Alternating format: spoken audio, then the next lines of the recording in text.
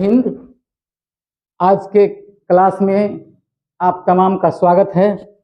आज जो हम पढ़ेंगे 10वीं कक्षा के फिजिक्स का विद्युत चैप्टर, जिसमें हमारा टॉपिक है प्रतिरोधकों का संयोजन। मतलब एक प्रतिरोधक को दूसरे से जोड़ने की क्रिया जो होती है वो प्रतिरोधकों का कहलाता है, समूहन कहलाता है।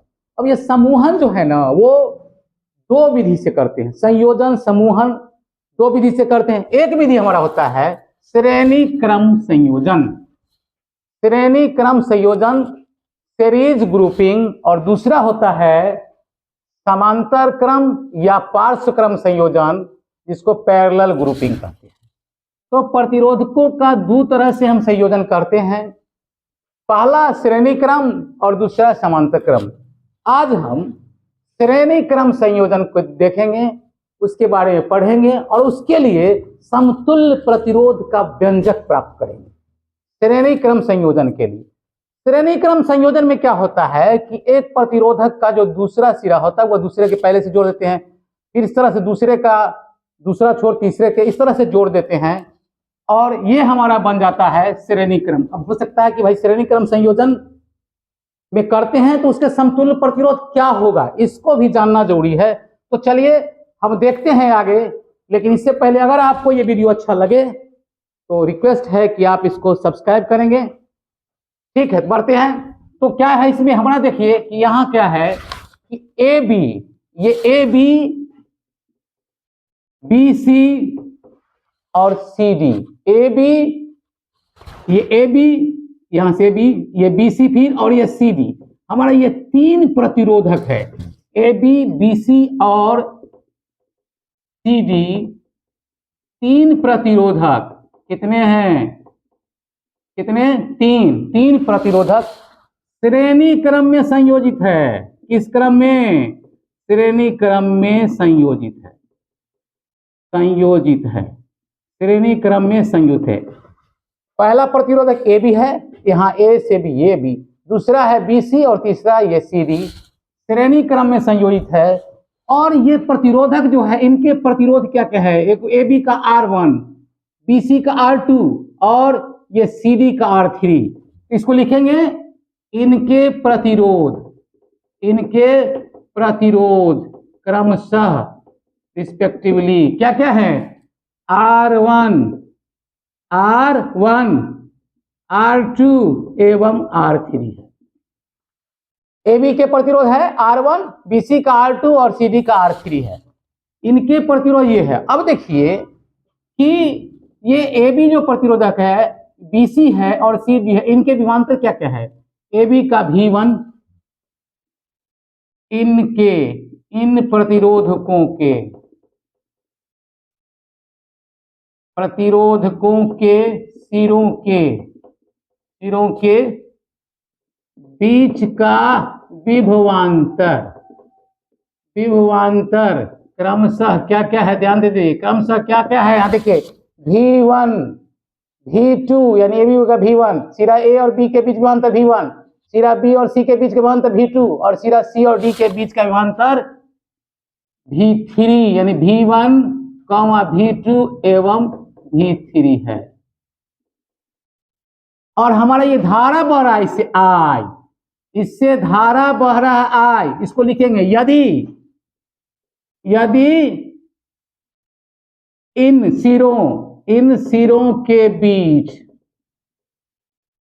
सिरा कौन कौन है, ए से डी है, लेकिन फिर अलग अलग ए बी के बीच, बी सी के बीच और सी डी के बीच, हर सिरों के बीच धारा, समान धारा प्रवाहित होती है। सिरों के बीच प्रवाहित धारा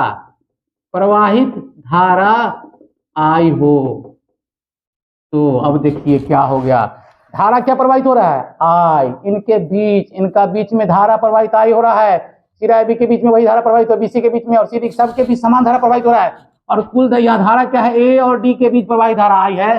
तो ओम साहब ने क्या कहा, याद कर लीजिए, ओम के नियम से, ओम ने कहा, ओम के नियम से क्या होता है, V = IR, V = IR। ये ओम का नियम में ओम के नियम में, तो यहाँ हमारा V1 इक्वल टू क्या हो जाएगा, V1 equal to IR1, V2 equal to IR2 और V3 इक्वल टू होगा IR3। V3 इक्वल टू होगा IR3, लेकिन चूंकि A और D के बीच का विभवांतर भी है, A और D के बीच, सिरा A और D, सिरों A और D के बीच का विभवांतर, के बीच का विभवांतर बराबर V, इसलिए हम यहाँ क्या लिखेंगे, V बराबर हो जाएगा, V बराबर हमारा होगा V1 plus V2 plus V3, और V1 का मान हमारा है IR1, V2 का मान है IR2 और V3 का मान है IR3। I कॉमन ले लीजिए, I कॉमन ले लेंगे, क्या बच गया, I कॉमन लेंगे, यहाँ R1 है, R1 I कॉमन ले लेंगे, ये हो गया V इक्वल टू हमारा यहाँ हो गया बराबर हो गया IR1 plus IR2 plus IR3, I common लेंगे तो इधर हो गया R1 plus R2 plus R3, R1 plus R2 plus R3, इसको हम समीकरण 1 कर लेते हैं। कुल विभवांतर भी है, A और D के बीच का विभवांतर भी है, तो V बराबर V1 plus V2 plus V3, यहाँ से हम V1 का मान ले लेंगे IR1, V2 का मान ले लिया IR2 और V3 का मान ले लिया IR3, I कॉमन ले लिया, IR1 plus IR2 plus IR3, I common ले लिया तो R1 plus R2 plus R3, हमारा ये हो गया। अब है कि अगर इन सिरों के बीच, यदि इन सिरों के बीच समतुल्य प्रतिरोध